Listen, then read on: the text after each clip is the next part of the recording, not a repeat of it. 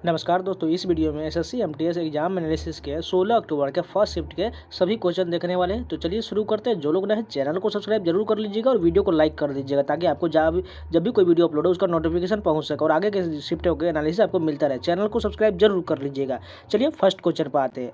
पहला क्वेश्चन जो पूछा गया है, राष्ट्रमंडल खेल 2022 का आयोजन किस देश में किया गया था? और ये इससे पहले भी बहुत बार प्रश्न पूछा गया है। ये जो है बर्मिंघम इंग्लैंड में इसका आयोजन किया गया था। अगर बात करें इस खेल का, तो यह खेल जो 28 जुलाई से लेकर 8 अगस्त 2022 के बीच आयोजित किया गया था।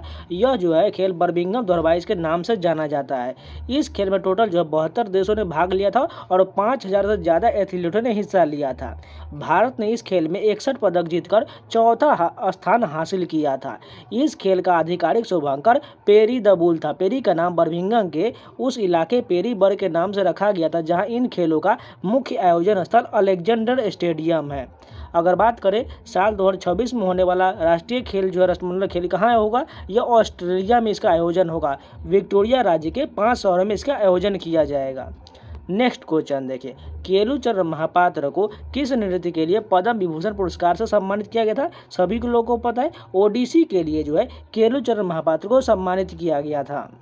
और ओडिसी के जीर्णोद्धार जो पुनर्जीवित भी केलुचरण महापात्र द्वारा ही किया गया था। अगर बात करें कुछ अन्य ओडिसी नृत्यांगना का, वो सभी देख लीजिए क्योंकि आगे के दिनों में बहुत बार ये पूछा जाने वाला प्रश्न होने वाला है। सोनल मानसिंह भी ओडिसी से संबंधित है। शेरोन लेवेन ओडिसी से संबंधित है। संजुता पानीगाड़ी जो है संयुक्ता पानीगाड़ी ओडिसी से संबंधित है। केलुचरण महापात्र ओडिसी से संबंधित है। माधवी मृदुगुल ओडिसी से संबंधित है। यामिनी कृष्णमूर्ति भी ओडिसी से संबंधित है।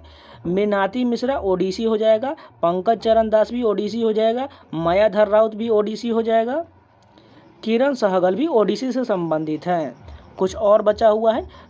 शाश्वत जोशी ओडिसी से संबंधित है। देवा प्रसाद दास ये भी ओडिसी से संबंधित है। रंजना गौहर ओडिसी से संबंधित है। और ये जो है एमटी से पूछा गया 1 अक्टूबर का सेकेंड शिफ्ट में।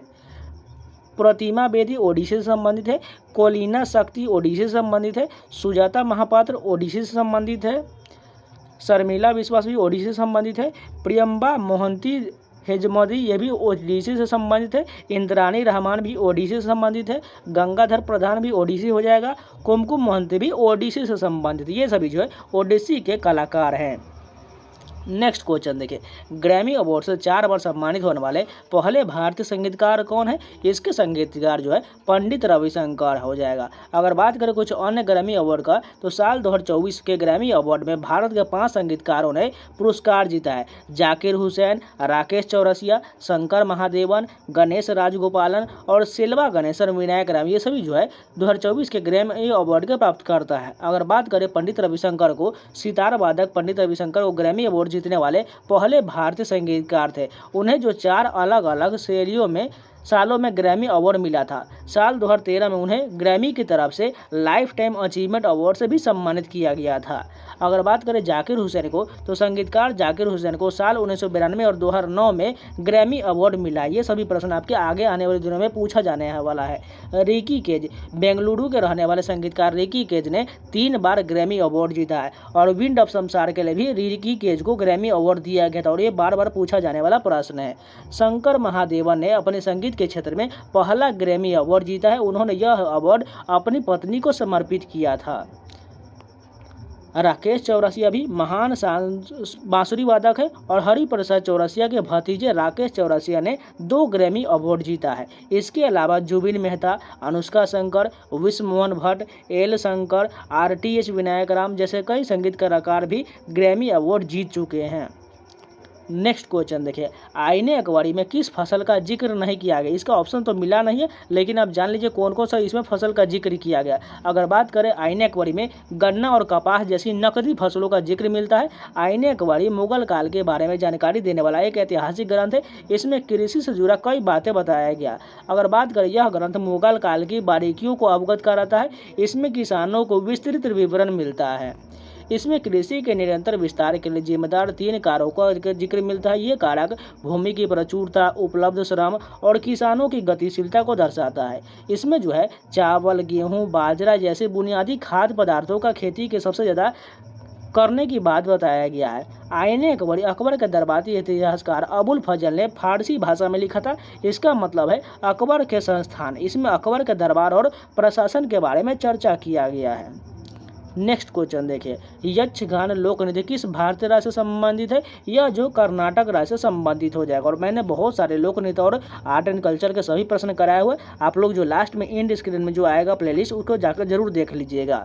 अगर बात करें, यह कर्नाटक के तटीय जिलों में लोकप्रिय है। यह नृत्य संगीत, गीत, विद्वानों के संवाद और रंगीन वेशभूषा का एक अनूठा संयोजन है।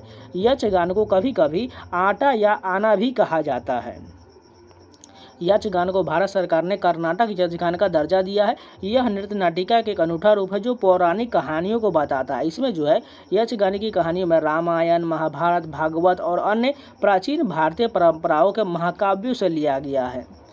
नेक्स्ट क्वेश्चन देखिए, भारतीय खनिज नीति की शुरुआत कब किया गया था? अगर ये प्रश्न पूछा गया तो 1993 ऑप्शन में होगा तो बिल्कुल सही हो जाएगा। प्रथम राष्ट्रीय खनिज नीति 1993 में केंद्र सरकार द्वारा लागू किया गया था, जिसने जो खनन क्षेत्र का उदारीकरण का मार्ग प्रशस्त किया था। नेक्स्ट क्वेश्चन देखिए, पुराना किला का निर्माण किस शासक द्वारा करवाया गया था? इसका निर्माण जो है शेर शाह सूरी द्वारा करवाया गया था। ऑप्शन में अगर आपको हुमायूं और शेर शाह दोनों होगा तो दोनों बिल्कुल सही हो जाएगा। अगर बात करें शेर शाह सूरी का, तो भारत के मुस्लिम शासकों में सबसे महान नेताओं में से एक थे। उनका जन्म बिहार के सासाराम में 1486 में हुआ था। उनका असली नाम फरीद था, यानी कि बचपन का नाम फरीद था। उन्होंने 1540 में मुगल सम्राट हुमायूं को हराकर सूरी वंश की स्थापना किया था। शेर शाह सूरी ने कई प्रशासनिक सुधार भी किया था। उन्होंने भारत में पहली बार चांदी का सिक्का यानी रुपया जारी किया था। शेर शाह सूरी ने भारत की डाक व्यवस्था को फिर से संगठित किया था। उन्होंने अफगानिस्तान के काबुल से लेकर बांग्लादेश के चटगांव तक ग्रैंड ट्रंक रोड को बढ़ाया था। उन्होंने अपने साम्राज्य को 47 सरकारों में बांटा था। उन्होंने राजगीर व्यवस्था की जगह कबूलियत व्यवस्था लागू किया था। जागीर व्यवस्था की जगह पर कबूलियत व्यवस्था को लागू किया था। शेर शाह सूरी की मौत जो है 22 मई 1545 को कालिंजर के घेराबंदी के दौरान हो गया था। नेक्स्ट क्वेश्चन देखिए, और यहाँ पर एक बचा हुआ है, शेर शाह सूरी को सासाराम के मकबरे में दफनाया गया है। नेक्स्ट क्वेश्चन देखिए, पहले भारतीय उपमहाद्वीप के साम्राज्य कौन था? अगर यह प्रश्न पूछा गया होगा तो चंद्रगुप्त मौर्य का मौर्य साम्राज्य पहले नंबर पर आ जाएगा। मौर्य साम्राज्य भारतीय उपमहाद्वीप पर स्थापित होने वाला सबसे प्राचीन तथा सर्वाधिक महत्वपूर्ण साम्राज्य था। चंद्रगुप्त मौर्य ने 322 ईसा पूर्व में इस विशाल मौर्य साम्राज्य की स्थापना किया था तथा यह वक्षु घाटी से लेकर कावेरी डेल्टा तक फैला था तथा अपने शासकों द्वारा सुगठित यह केंद्रीकृत शासन था। नेक्स्ट क्वेश्चन देखें, बैडमिंटन के खेल में लव शब्दावली का क्या अर्थ होता है? इसका अर्थ जो है एक खिलाड़ी जो 0 पॉइंट पर है उसे लव शब्द कहा जाता है। अगर बात करें कुछ अन्य शब्दावली का, तो शटल कॉक जो है बैडमिंटन में इस्तेमाल होने वाला वस्तु को शटल कॉक या बडी या शटल कहते हैं। यह कॉर्क से बना होता है और इसके गोल पर आधार पर हंस के 16 पंख चिपके होते हैं। अगर बात करें स्मैश का, तो यह बैडमिंटन में सबसे शक्तिशाली शॉट का स्मैश कहते हैं। इसे आमतौर पर 4 हैंड पर खेला जाता है। सर्विस की बात करें तो बैडमिंटन में सर्व हमेशा अंडर आर्म और सर्वर की कमर के नीचे करना चाहिए। अगर बात करें लेट, जब रिसीवर तैयार होने से पहले सर्वर सर्व कर देता है तो अंपायर पॉइंट को फिर से शुरू करने का फैसला करता है। इसे जो है लेट कहा जाता है। अगर बात करें शॉट का, तो अगर शटल कोर्ट के सामने बाउंड्री के बाहर गिरती है तो इसे शॉट कहा जाता है। अगर लॉन्ग की बात करें तो अगर शटल कोर्ट के पीछे की सीमा से बाहर गिरता है तो इसे लॉन्ग कहा जाता है। वाइड की बात करें, अगर शटल कोर्ट के किनारे की सीमा से बाहर गिरता है तो इसे वाइड कहा जाता है। सर्विस ओवर की बात करें तो अगर आपने एक सर्व किया और एक रैली हार गए तो इसे सर्विस ओवर कहा जाता है। और बैडमिंटन में कुछ जुड़े हुए सब जान लीजिए, 4 हैंड, ड्रॉप, नेट, लव और डबल फोल्ड संबंधित, ये सभी बैडमिंटन से संबंधित है। नेक्स्ट क्वेश्चन देखिए, मुख्यमंत्री वृक्ष संपदा योजना किस राज्य से संबंधित है? यह जो है छत्तीसगढ़ राज्य द्वारा शुरू किया गया था। अगर मैंने जो है योजना का वीडियो दिया हुआ है, उस वीडियो को नहीं देखे हैं तो आप जो नहीं कर पाएंगे क्वेश्चन, इसलिए उस वीडियो को जाकर जरूर देख लीजिएगा। नेक्स्ट क्वेश्चन देखें, पृथ्वी के किस परत को नीफे कहा जाता है? ये क्रोड को परत जो है नीफे कहा है। आप लोगों ने पढ़ा होगा ज्योग्राफी में, सियाल, सीमा, नीफे, यानी क्रोड को जो है नीफे कहा जाता है। यानी इंग्लिश में बात की जाता है क्रस्ट मेंटल कोर होता है, यानी सबसे निचले वाले पार्ट को कोर कहा जाता है, जिसे नीफा कहा जाता है। अगर बात करें सियाल का तो उसे जो क्रस्ट कहा जाएगा, और सीमा को जो है क्या कहा जाता है, क्रस्ट मेंटल कहा जाएगा, और नीचे सबसे लास्ट वाले को क्रोड कहा जाता है, यानी कोर हो जाएगा। पृथ्वी की पपड़ी पृथ्वी की सबसे ऊपरी परत है। यह पृथ्वी के 3 मुख्य परतों में सबसे पतली परत है। यह पृथ्वी के आयतन का 1% से भी कम होता है। पृथ्वी की पपड़ी की औसत गहराई जो है 24 किलोमीटर है, लेकिन यह 5 किलोमीटर से लेकर 70 किलोमीटर के बीच बदलता रहता है। समुद्र के नीचे यह कम मोटी होता है, जबकि महाद्वीपों के नीचे यह ज़्यादा गहरी होता है। पहाड़ों की चोटियों पर सबसे मोटी होता है। पृथ्वी की पपड़ी चट्टानों, खनिजों और धातुओं से बना होता है। इसमें ऑक्सीजन की सबसे ज़्यादा मात्रा होता है। पृथ्वी की पपड़ी को 3 परतों में बांटा गया है। अवसादी परत, ग्रेनाइट परत और बेसाल्टिक परत में विभाजित किया गया है। पृथ्वी की पपड़ी लिथोस्फीयर का शीर्षक घटक होता है। लिथोस्फीयर टेक्टोनिक प्लेट में टूटा हुआ है जो गति करता रहता है। पृथ्वी के पपड़ी और मेंटल के बीच की सीमा को मोहरिकविक असात्य कहा जाता है। नेक्स्ट क्वेश्चन देखिए, on my body on my mind my self पुस्तक के लेखक कौन है? मोनिका सेलेस द्वारा यह पुस्तक लिखा गया है। नेक्स्ट क्वेश्चन देखें, C2H6 का IUPAC नाम पूछा गया था, तो IUPAC नाम जो एथेन हो जाएगा। अगर बात करें C2H6 का एक रासायनिक नाम एथेन है। यह एक रंगहीन, गंधहीन और गैसीय हाइड्रोकार्बन है। एथेन पैराफिन श्रृंखला से जुड़ा हुआ यह सहयोजिक यौगिक है। इसके संरचना इस प्रकार है। अगर बात करें, इसमें 2 कार्बन परमाणु होता है। यह दोनों कार्बन परमाणु एकल संयोजक बंध से जुड़े होते हैं। इन कार्बन परमाणुओं से 6 हाइड्रोजन परमाणु जुड़ा रहता है। नेक्स्ट क्वेश्चन देखिए, पापुआ न्यू गिनी के अलावा नरेंद्र मोदी को किस और देश से सम्मानित किया गया था? फिजी द्वारा सम्मानित किया गया था। अगर बात करें नरेंद्र मोदी को अन्य सर्वोच्च सम्मान जो देशों द्वारा दिया गया है, अगर उनके बात करें तो order of the Druk Gyalpo जो है ये भूटान द्वारा 2021 में सम्मानित किया गया था। लीजन ऑफ मेरिट जो है संयुक्त राज्य अमेरिका द्वारा 2020 में सम्मानित किया गया था।